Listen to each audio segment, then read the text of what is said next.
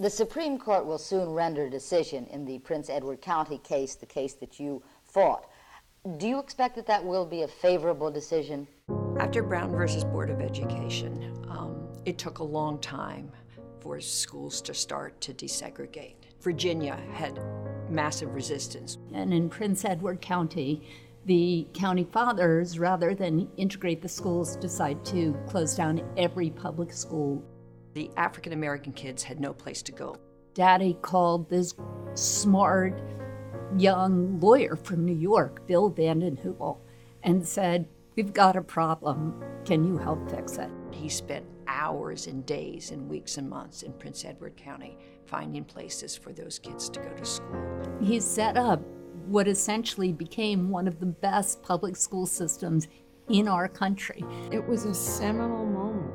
And we looked to Bill Vanden Heuvel as an individual who has stood up for the rights of individuals, for civil rights, and particularly human rights. The struggle for equal rights is not a fight that's going to end in August or in September. It's going to be a fight that's going to go on for a decade, just as the fight for labor's rights went on for decades, and the fight by the Irish and the Germans and the Jews and the Poles. The fight for human rights is not one that has a calendar to guide it. He'd grown up in hardscrabble Rochester. He grew up in a boarding house. His father never spoke English. His mother cleaned the boarding house, cleaned other people's homes, so it was not an easy life.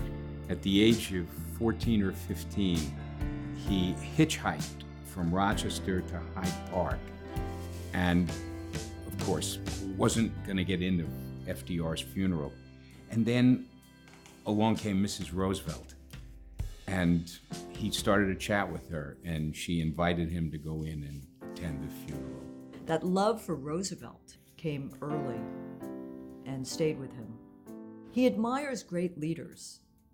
He admires those who he believes act for the people, for the most vulnerable, and I think that's about a politics that is not left or right, but about right and wrong.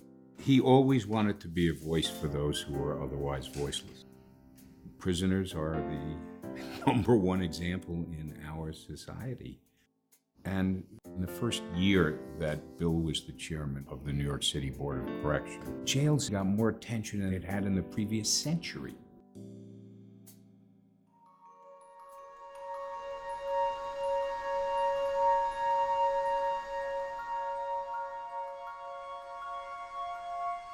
I think my father believes his greatest contribution has been the Four Freedoms Park. And in the Four Freedoms, an enduring vision for a different America. Well, he was the honorary chairman, he was the actual chairman, and I think without him, the spirit of Roosevelt would have been diluted. When you hear the Four Freedoms speech, and you hear freedom of speech and expression, and you hear the freedom to worship as one chooses, and freedom from fear, and freedom from want, don't really have to say much more than that.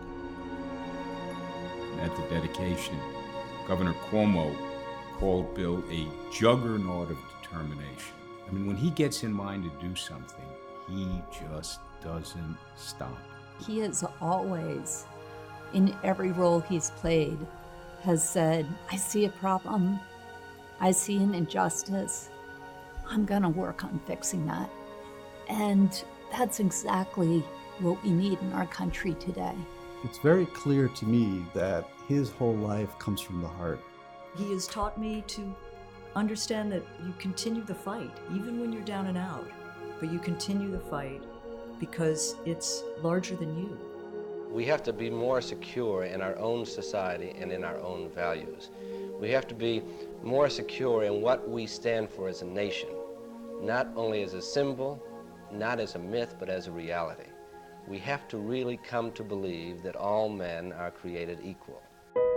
I think my father's greatest distinction is never wavering in his commitment to social justice, to building a more fair, just, peaceful country and world.